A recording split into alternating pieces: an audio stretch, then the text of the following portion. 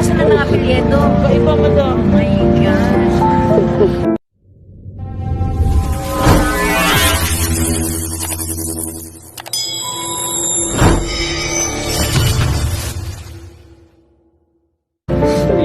King G is not for me.